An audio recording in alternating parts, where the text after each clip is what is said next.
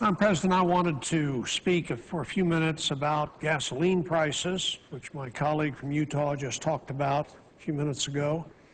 Also about domestic oil and gas production, and also about access to federally owned oil and gas resources. These are issues that have been raised by numerous senators on this transportation bill. They're issues of critical importance to our country's economy, to national security, and to resource management. And I've been increasingly concerned that the issues that we're debating and the facts that are being put are often not the true facts. There's widespread misunderstanding of what needs to be done to deal with this set of issues, in my opinion. Let me start with the issue that's most important to most Americans, and that is the price of gasoline at the pump, the price of oil, and then, of course, the price of gasoline. We need to understand clearly what is causing this, and we need to be direct with our constituents about what is causing this. Let me state as clearly as I can what I believe is really without dispute among experts, and that is that we do not face cycles of high gasoline prices in the United States because of a lack of domestic production.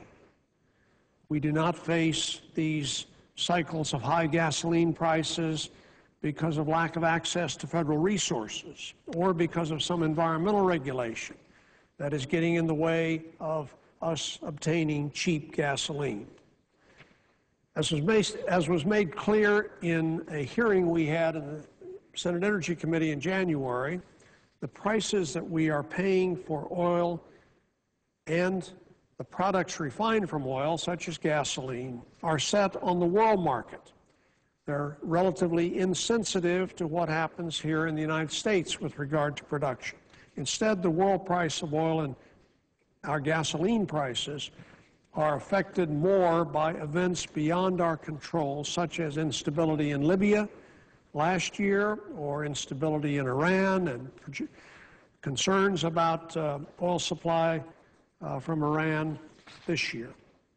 First, I've got two charts that I think make this point very clearly. This first chart, I believe, is very instructive.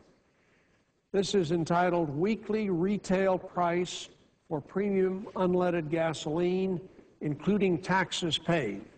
And there are two charts here. There are two lines on the chart. The top line contains the prices, the retail prices, weekly retail prices in Belgium, France, Germany, Italy, Netherlands, and the United Kingdom. So you can see how that has fluctuated. This is through January of this year, or of last year, excuse me. The comparable prices paid in the United States are reflected in this bottom line, and of course that is because we pay much less in taxes than do these other countries. So it's a useful chart that I think makes a couple of important points. First point it makes is that the price patterns are remarkably similar in all countries. That is, the prices for gasoline in all of these countries reflect the world price of oil. Second, while the patterns are similar, the U.S. price is significantly lower because of the lower taxes that we pay in this country. The second chart shows U.S. domestic oil production and U.S. gasoline prices between 1990 and 2011. And here the red line is the change in domestic production year over year. The blue line is gasoline prices. And what's striking about the chart is the lack of relationship between the two lines. Even with U.S. production increasing, as it was at some points, oil prices also were increasing, and gasoline prices were increasing. So while domestic oil production plays an important role in the energy security and the economy of our country, its contribution to world oil balance, the world oil balance, is not sufficient to bring global oil prices down. And for this reason, increased domestic production, unfortunately, will not bring down gasoline prices in our country. We also need to understand the status of domestic production. Here again, the facts are often misunderstood. For example, we've heard the claim that the United States and the Obama administration have turned away from producing the domestic oil and gas resources that we possess. The facts are very much to the contrary. At the February in the Energy Committee, James Burkhart, the managing director of Cambridge Energy Associates, described our situation in this country as the great revival of U.S. oil production. He provided this next graph, which clearly demonstrates what we are experiencing in the United States. This graph shows the net change in production of petroleum liquids in the United States and in other major countries, oil-producing countries, between 2008 and 2011. The U.S. increase is this very large column here on the left. We can see that it is far greater, our increase in production is far greater than that of any other country in the world. The United States is now the third largest oil producer in the world after Russia and Saudi Arabia. Another chart on domestic production is also instructive. This shows total U.S. oil production between 2000 and 2011. It clearly demonstrates that current increases in oil production are reversing several years of decline in that production. We've not had to change any environmental laws or limit protections that apply to public lands in order to get these increases. This next chart shows the percentage of our liquid fuel consumption that's imported, including the projections that the Energy Information Administration has made out to 2020. The trend is very encouraging. In 2005, we imported almost 60% of the oil that we consume. Now we import about 49% of the oil we consume. The Energy Information Administration projects that these imports will continue to decline to around 38% by 2020. This is an enormous improvement that we would not have thought possible even a few years ago. Now let me say a few words about natural gas, because that is also something which greatly affects utility bills in this country and of course, is very important to our economy. The good news continues as we look at natural gas. This graph shows U.S. natural gas production between 2000 and 2011. As we can see, there's been a dramatic increase in recent years. As we've heard from the International Energy Agency, headquartered in Paris, U.S. gas production grew by more than 7% in 2011. Our natural gas reserves are such that the United States is expected to become an overall net exporter of natural gas in the next decade. The natural gas inventories are now at record highs, 20% of their level at the same time last year, 20% above their level at the same time last year. In fact, there's so much natural gas being produced, frankly, some producers are shutting in production. They are waiting and hoping that prices improve before they actually sell the natural gas that they are able to produce today. This next chart contains production data for the world's largest natural gas producers for the years 2008 through 2010.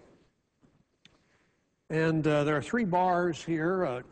The green bar is 2010 production, the most recent data available.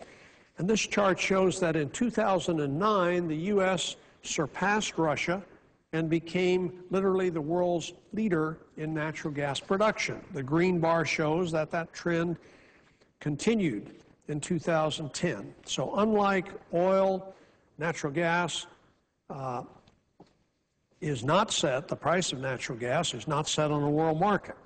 For natural gas, our enormous domestic resources and increased production have a significant effect on the price that American consumers have to pay on their utility bills especially. Natural gas prices are at historic lows, near historic lows, and this is important to consumers who depend on this fuel for electricity and for heating. It's good for manufacturers who depend on natural gas. It's good for our economy overall. Further evidence of our extremely robust domestic oil and gas production, oil and gas drilling rigs active in the United States exceeds that of most of the rest of the world. As of last week, there were 1,981 rigs actively exploring for or developing oil and natural gas in the United States. The best comparable figure we have for rigs operating internationally is 1,871. This does not include Russia. It does not include China. It is probably safe to say, though, that more oil and gas drilling is occurring here in the United States than in any other country in the world. Despite our relatively modest resource base for conventional petroleum, the industry in the United States has led the world in developing state-of-the-art technology for oil and gas exploration and production, tapping both conventional formations and unconventional resources such as shale and tight sands. So to use a boxing metaphor, we are punching above our weight in oil and gas production thanks to the technology lead that our companies have developed. And it's a success story that our country should celebrate. Even in light of this good news on domestic production, we hear claims that the Obama administration has withheld access to the oil and gas that is available on federal lands in the Outer Continental Shelf. So we in Congress are urged to mandate that virtually all federally owned oil and gas resources be leased for development quickly, without regard to any impact that that might have on other resources or economic interests, without any scientific analysis that is currently required. Again, however, the facts tell us a different story. Secretary Salazar testified before our Energy Committee on the 28th of February that oil production from the Outer Continental Shelf has increased by 30% since 2008. It is now at 589 million barrels in 2010. Annual oil production onshore on federal lands has increased by over 8 million barrels between 2008 and 2011. It's now over 111 million barrels of production. Industry's been given access to millions of acres, much of which they either have not leased, not chosen to lease, or they have not put into production. In 2009, 53 million acres of the resource-rich central and western Gulf of Mexico were offered for lease. Industry chose to lease only 2.7 million out of that 53 million acres. In 2010, 37 million acres of the Gulf were offered. Only 2.4 million acres were actually leased in that year. In June of 2012, 3 months from now, the administration will offer another 38 million acres in the central Gulf of Mexico for lease. The Interior Department estimates that these areas could produce 1 billion barrels of oil and 4 trillion cubic feet of natural gas. The administration has recently proposed a leasing plan for 2012 through 2017 that would make at least 75% of the undiscovered, technically recoverable oil and gas resources on the Outer Continental Shelf available for lease. So even when the industry leases these resources, it often does not move to produce oil or gas from these areas that they've leased. Onshore, there are out of 38 million acres currently under lease, the industry has about 12 million acres actually producing. Offshore, there are a total of 35 million acres under lease. 6 million acres of that is actually in production. As of September 2011, industry held over 7,000 permits to drill onshore that were not being used. I've heard it stated that only 2% of the acres in the Outer Continental Shelf are currently leased, and that this is evidence of lack of access to the resources. In my view, this is a misleading way to think about the current situation. Just as oil is not found uniformly everywhere on land, but instead is concentrated where the geology is favorable, the very same thing is true offshore. The total acreage in the Outer Continental Shelf is huge. It's 1.7 billion acres. Much of it does not have oil and gas reserves that can be tapped economically. Oil and gas occurs in only a few areas, such as the central and western Gulf of Mexico.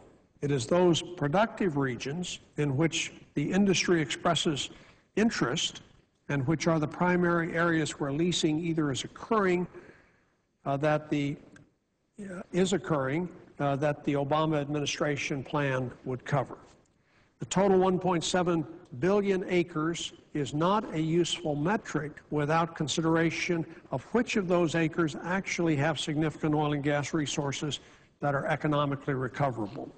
Much more relevant is the amount of the resources that are being made available, and as I pointed out, Secretary Salazar has testified that the proposed 5-year oil and gas leasing plan that they put forward would make more than 75% of the Outer Continental Shelf resources available for development. The bottom line is that an increased amount of federal acres and resources onshore and offshore are being made available to industry. Production of federally owned resources continues to increase. The increase in this production can be even greater if industry would lease and explore and produce on a greater percentage of the lands that are offered to them for lease. The lands that are believed to have some of the highest oil and gas resource potential.